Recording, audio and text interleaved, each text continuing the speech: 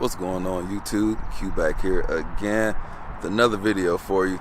Today's video, I'm about to talk about why front wheel drive sucks. So a lot of people do not consider front wheel drive cars because they suck. But I'm here to talk about if it really does suck or not, and the pros and cons of having a front wheel drive car, and how they're still sporty, how they're not as sporty as rear wheel drive or all wheel drive cars. So right here we got my Integra, front wheel drive only, the Integra Type S, Civic Type R. Hondas are known for their front wheel drive cars, minus the NSX, and we got a couple all wheel drive cars like the TLX video that I just did. But front wheel drive is what they do the most, and they set the Nürburgring track record for front wheel drive car, and this beat a lot of cars. It's beating some pretty big names around that track. This front wheel drive, is not as bad as people think it is, but I'm about to talk about why, and like as in a daily driver, what you can expect from the fun part of driving a front wheel drive car. Now, we all know that you can't do burnouts and donuts. Well, you can't do burnouts with front wheel drive, but it looks stupid, not gonna lie about that. You can do reverse donuts, I did that before, but you just can't do the swinging, the drifting. Can you do the drifting? I don't know. We about to talk about that.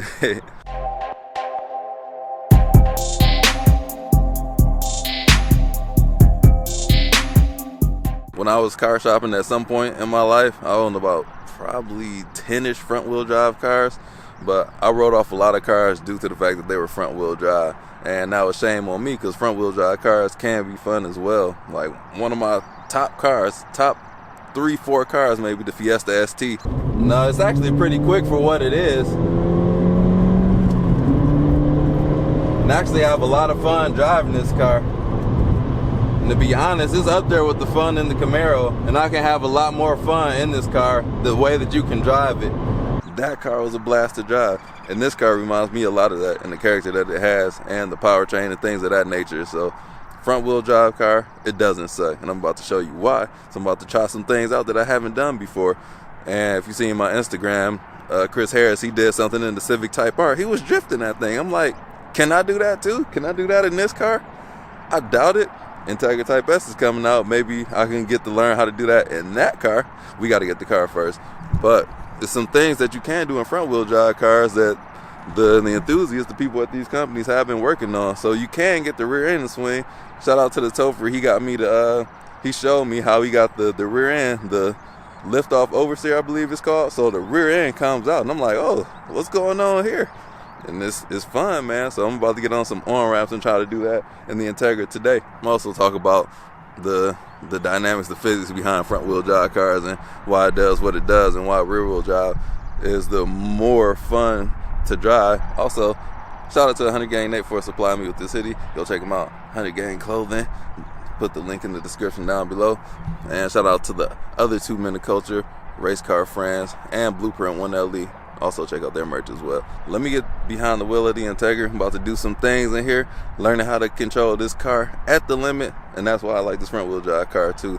It is easy to get to those limits. I can be out here driving Sunday morning, cruising, and I can be at the limit and nobody really knows what I'm doing, and I can blend in with traffic, not breaking the speeding laws. So that's a pro to front wheel drive right there. One more thing too before I get in the car, the weight of these things. Front wheel drive cars tend to be more tossable because they're lighter in weight. That's just the way that most of them are. I don't know if it's because there's more available, and then you got the outliers like the Miatas and the FRSs, which are lighter in weight. But size for size, the front wheel drive cars tend to be the lighter weight because they're a more simplistic car and use less materials in the drivetrain. Don't have to have the drive shaft going all the way to the back of the car. Everything just sits over the front axles. Safety first. Go individual mode. Let me hit up this pedal dance really quick. Turn VSA off. Alright, we ready to roll. So this car is far more intimidating to drive with all the safety stuff turned off than the M2. The M2, even with traction control on, the rear end wants to come out. Front wheel drive, you don't have to worry about that. It's a more safe platform than rear wheel drive. No shout out to that MOC, the Men of Courage. I just parked here randomly to put my gear on, and I see this. No shout out to them though. The real MOC, Men of Culture, on this road right here. Go to my on ramps. That's all the fun I can have around these parts.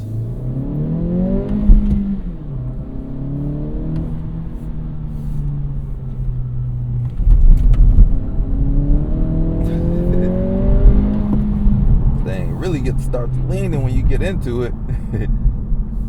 Traction control would have definitely kicked in. So the thing with front wheel drive, the way that it's set up, the physics of it, so you have the two tires pulling or pushing the car, and you have to steer them, and it's easy to overwhelm them because there's more work that they have to do. So that's when it begins to understeer. So the car has to direct itself and push it forward or propel itself forward or backwards, and then it starts to lose grip because that's a lot of work for one thing to do. That's why you really hear it squeal when you start to get into turns and things of that nature. But rear wheel drive, it has an assignment for the front and the rear tires. The front tires, all it has to do is direct the car. The rear tires, that they propel the car forward, so that makes it for a more balanced chassis, and they tend to have higher limits as well. But Honda is really doing a lot of things with these front wheel drive platforms. I don't know what kind of wizardry. They have a ton of engineering going into the steering and suspension, because like most front wheel drive cars can't do the things that the Civic Type R is doing. And I'm about to find out what this car can do. I doubt I can do some lift off oversteer, but we're about to try. Won't know until you try it. Oh man, construction. Hopefully I can do it up here. So this is 8 Mile. This is what divides Detroit from the suburbs. On the north side is Southfield. On the south side is Detroit. So now I'm in Southfield, and now I'm in Detroit. See if I can overwhelm these tires. Yep.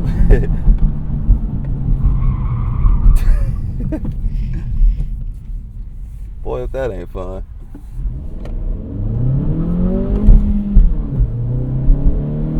On ramps.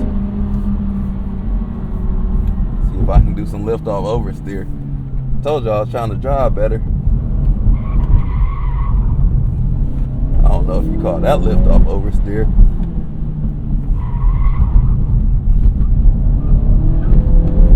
I don't know.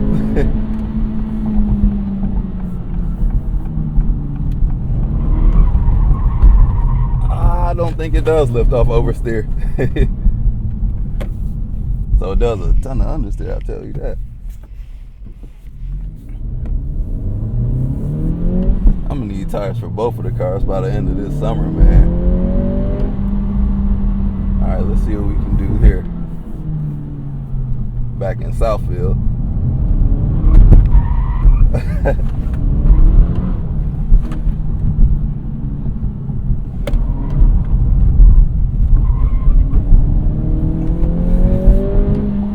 I don't know, man. Tell me what y'all think. Am I doing it? I can feel a little rotation. Nothing too serious, though.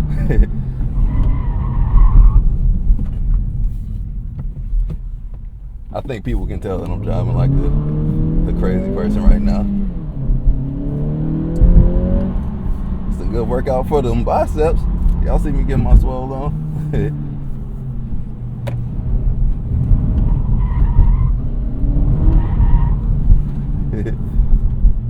They probably in front of me like, what in the world is a weave exactly? Line from the Nutty Professor, if you didn't know. I'll do a couple more of these and we'll see.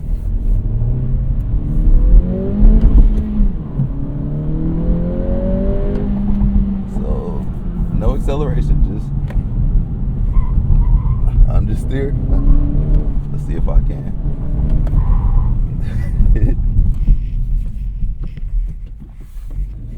All right.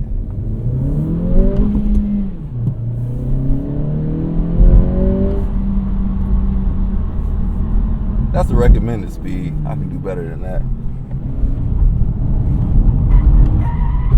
Okay, there we go.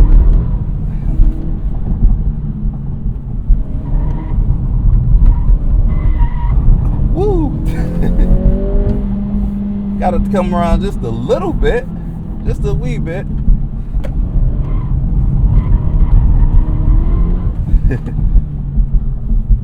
yeah, the M2, I'll be all over the place.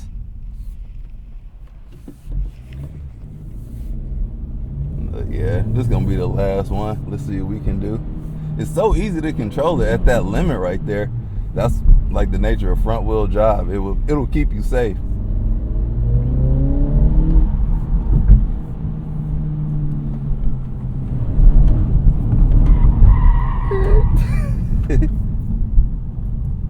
Alright, yeah, that's it. That was boring. That was a boring one. But a couple ones ago, on that Southfield corner over there, we were in it. It's ever so subtle, and I doubt it'll translate into video, but you can feel the rear end kind of step out on you.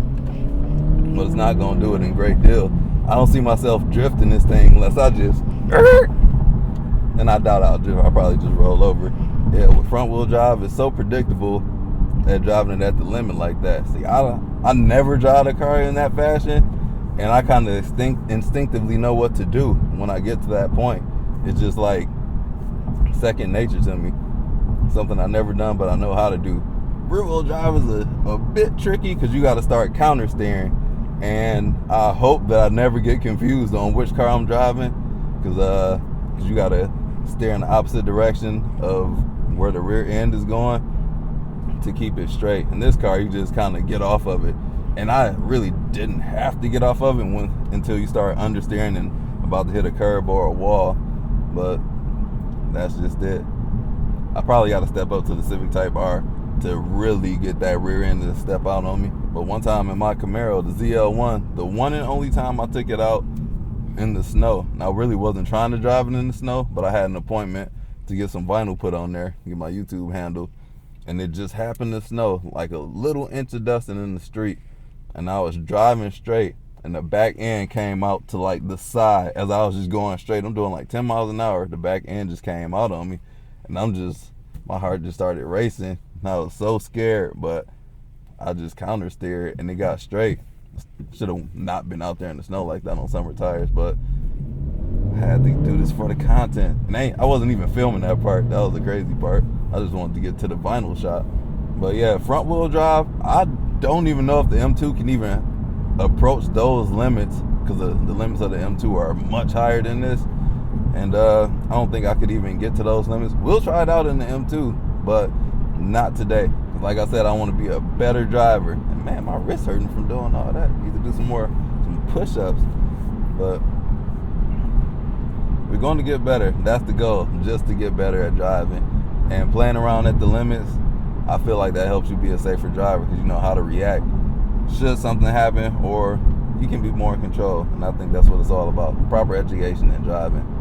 See, I did have a few educational courses in driving, and shout out to the Topher. He gives me a lot of knowledge about driving when I ride with him. And also at one of my former jobs, I got to work at the performance track at one of the OEMs here, one of the big three, and unfortunately it was a front wheel drive car. But it shows you the limits. Once those tires start squealing, that means that's about to be it. So you better correct what you're doing so you can gain traction and not lose control. And that's exactly what was just going on. I was right at that fine line to where you give it more input, it's just gonna be, when front wheel drive, it's gonna be more understeering. You're gonna go off your trajectory that you're trying to go on and lose grip at the same time. So does front wheel drive really suck? No sirski. So as you can see, I wish you could see my facial expressions, but still having a good time in this car. The Integra, the chassis, that's where the magic is. It's front wheel drive. Is that a con? It could be, depending on who you are. But this car is my daily commuter, and it can be fun whenever I wanted to. So I just turn the nannies off, and I'm having a good time out there.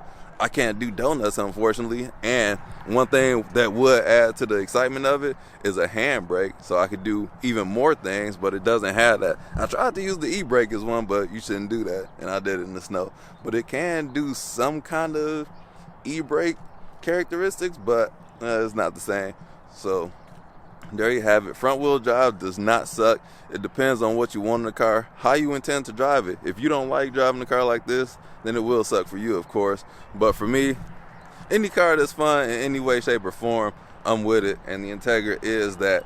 So I'm curious about the Integra Type S. on how much higher the limits will be. Like, I know it's higher, and I have driven the Civic Type R, so I'm wondering if I can do the same things in that exact location. I'm hoping so, because that way I can still do the same types of things in a higher horsepower car. So that'll be even more fun, but time will tell how that turns out. Lift off oversteer, I'm kind of into that now. But I got the M2, I got to work on oversteer and controlling that and like drifty type of thing. So I'm working on it. I'm gonna get there soon. So that's all I got for you all on this video. Don't forget to check out the channel. Roll on back, check out the history of the channel. Got a lot of fun cars on here as well. Shout out to my Fiesta ST, because when I drive this car, that's the first car I think of is my Fiesta ST. That car was fun, and that also does lift off oversteer. You can even get that thing on 3 wheels. I haven't done that personally. Like, I wasn't even trying to, but it can do those types of things. Very, very fun car. So maybe I need to get some type of bracing to be able to do that in here, like strut tower brace and the braces in the rear. Forgot what they're called, brain fart. But y'all know what I'm talking about. Maybe lower it to do some more things, but definitely stiffen up the suspension. But that's kind of not the goal for this car. Possibly, if I can't get an Integra Type S, who knows, but we'll see. That's in the future. I'm gonna leave y'all with that, and I'll check y'all out in the next video. Peace out.